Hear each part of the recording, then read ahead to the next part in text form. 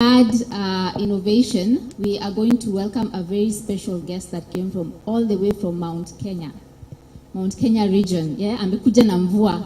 So we appreciate him. So he's going to acknowledge and just say a few words on behalf of the Association of Countrywide Innovation Hubs.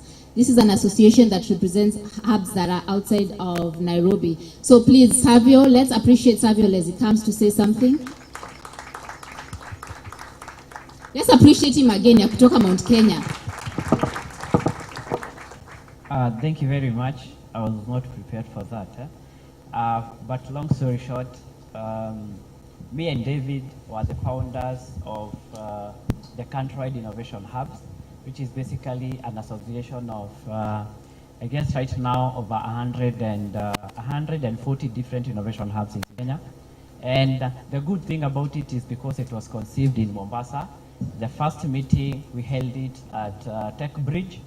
We had a lot of partners like Swahili Box and many other different people. I guess right now, in terms of impact, we are in over 42 different counties in Kenya. On average, our members are doing around 200, 300 members, so you can do your maths.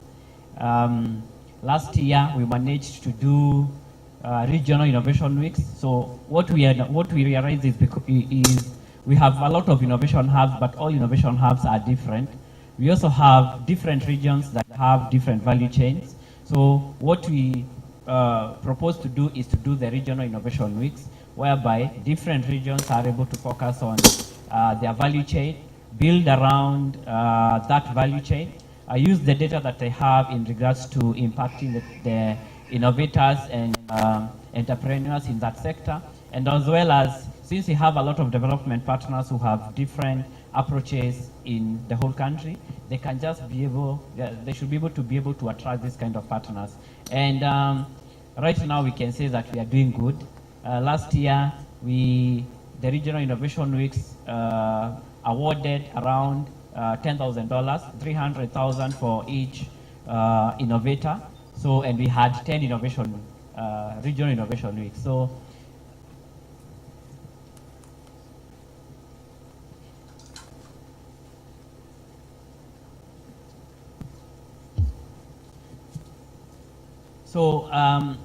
and what we can say is, also as an association, we have been able to impact on various policies, because if today Savio is here and is shouting, people will say that Savio is mad.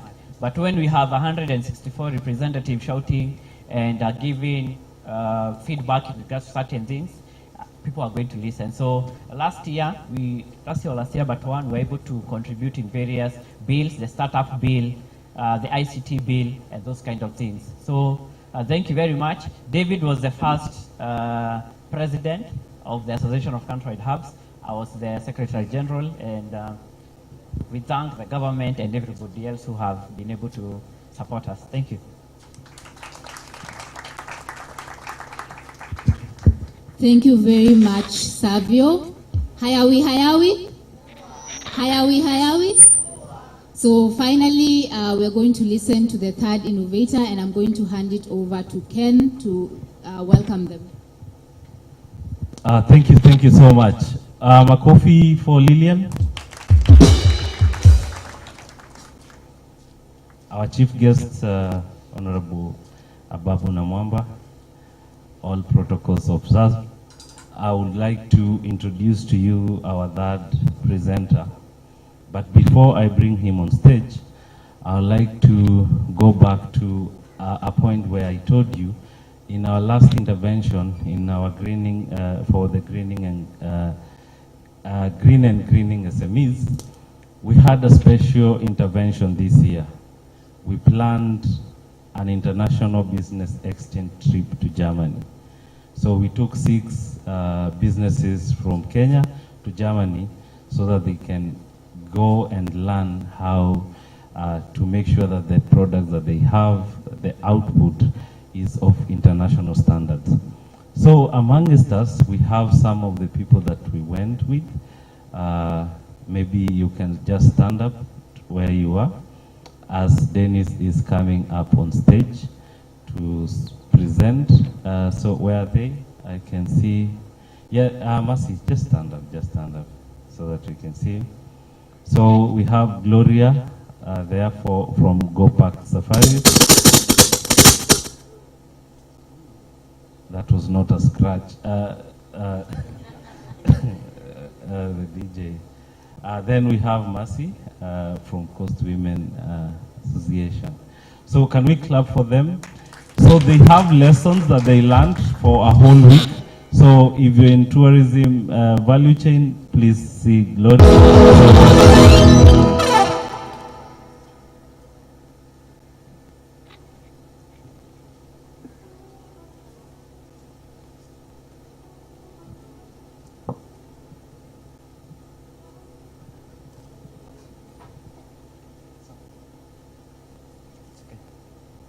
So, hello everyone.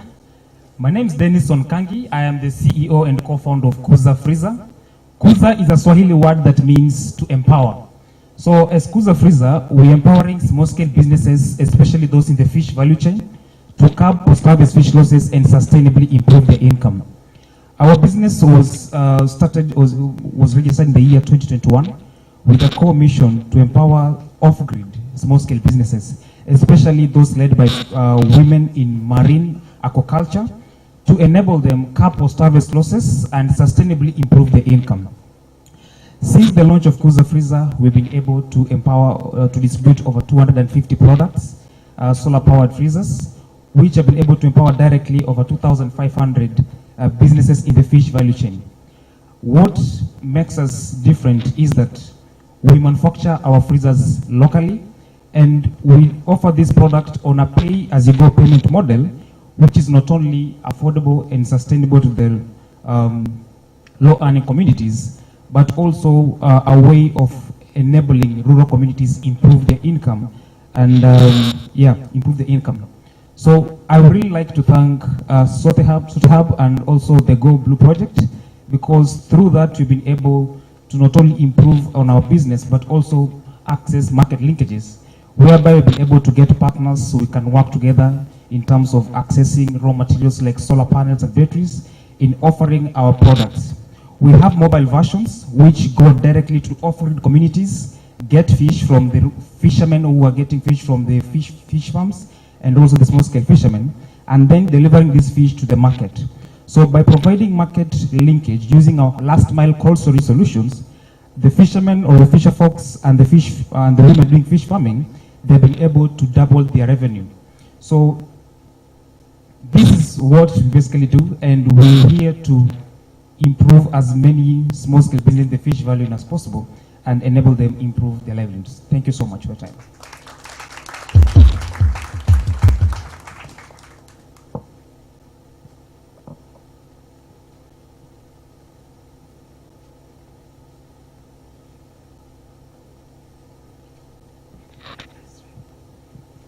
So we clap for him.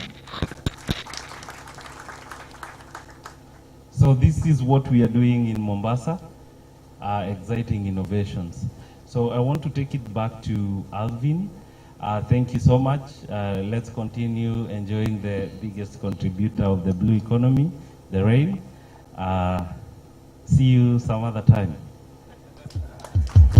Asante sana kid. I told you in the morning that it's going to be better than it started, right? Yeah, so Waziri karibu sana.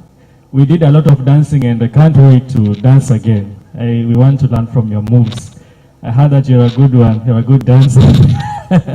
So we are taking the program to the next level. I want to welcome Jeremiah Ogo from the UN Habitat to take us through the next session. I request that we clap for him as he comes. Karibu sana.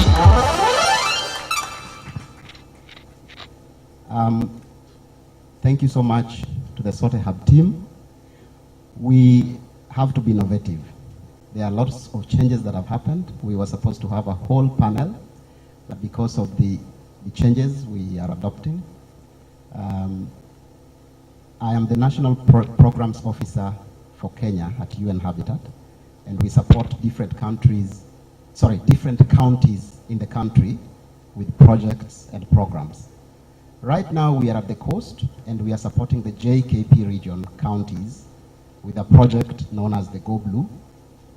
And within that project, we have a lot of activities. And this is the point I'm trying to make in terms of entrepreneurship, the young people who are here, and the innovations that you're trying to show us, like the 3 that you've just done here. Within that project, we have a component known as establishing the data stations. And this is based on the fact that this analysis and found that data at the coast, data within the coastal towns is inadequate. Data on land and sea is inadequate. But you all know that for you to do your innovations, for you to do the new ideas, the techies that you're talking about, we need data. And for us at UN Habitat, we are saying that for you to have a sustainable blue economy, then you need to have a linkage between land and sea. There's no blue economy, there's no sustainable blue economy without land, because there's pollution in the ocean, but that pollution is linked to land. The activities that happen in the ocean are actually impacted by activities that happen on land, and vice versa. Activities that happen on land are also impacted on by activities. So there's a huge linkage between land and sea. And we are thinking that if we have data on forests, if we have data on mangroves, if we have data on fisheries, then we link those data to innovation, then we can have a sustainable blue economy. So I would like to urge the entrepreneurs who are here to try and take advantage of the project. We are going to establish 6 data stations, 1 in each county, the 6 counties, Lamu, Taita Taveta, Tana River, Mombasa itself, Kilifi, and we are going to install within those data stations data on land and sea. So the activities that you're going to do around innovations would actually benefit from data that we are going to put up in the data stations. I'm guided by David that Emmanuel Nzai could actually add to this. Emmanuel Nzai is the CEO of the JKP. Emmanuel Nzai is the CEO of the Jumuiya ya Counties, who is helping us to coordinate the counties. And sorry for this change. Emmanuel, will you just speak to this before we hand over the mic back? So entrepreneurs who are here, please take advantage of the project, take advantage of the data that is going to be put in the stations, in the data stations, and use that for your activities. And we are available to support. Our contacts are with David. And going forward, we are also going to have a program with Soteham. Thank you so much. Thank you, Jeremiah. The chief guest, Waziri Namwamba, and the ambassador, the executive director of UN Habitat, mawaziri wa counties. I've seen some of you, and all distinguished guests, ladies and gentlemen. Hamjambo. Hamjambo. That's a lot better. Nimesikia kuna wanawake bomba wako. Hiyo pia tumemwambia Brenda tuta patent. But it's really good to be here. My name is Emmanuel Nzai. I'm the CEO of the Regional Economic Bloc. This is one of the 8 in the country. So Jumuiya Counties of Pwani is the first economic bloc, and then there is the others. But all the same, like Jeremiah said, essentially our mandate is drawn from the county government mandates. We were created by the county governments. Our job is simply to coordinate, not to implement, to bring in all these synergies, to bring in all these spaces that we are talking about, this marketplace called the coastal region, lifting out the boundaries of the counties for them to think as one economic cluster, one people, watu wa Pwani, with all their challenges, with all the opportunities, which there are many. From that end, we were able to define our problems. And this is really, really important background to know why we're here and why we're doing what we are doing. We said we have a vicious circle of poverty. We have marginalization. we have politics, we have now the biggest problem, which is the Kenyan problem, which is corruption. So that's our definition, and then we found out of it that it's actually a common problem. Europeans have had those problems. It's called the wicked problem, which we have.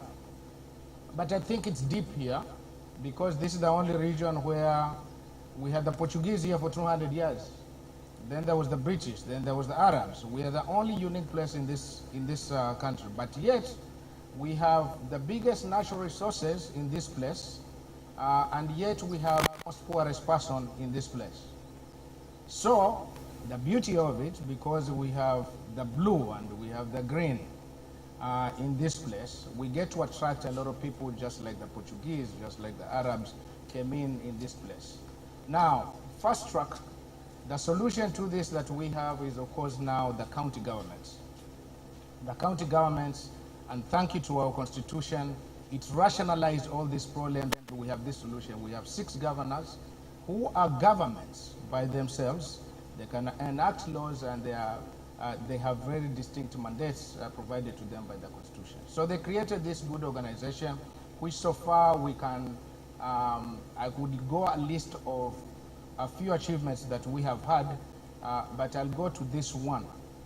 For a period of 2 years, we worked with the European Union for us to secure the 25 million euro grant, 3.5 billion Kenya shillings. That money came in with all its architecture, and that architecture was the EU missions, GIZ being one of them, with the good work they have been doing over the many years.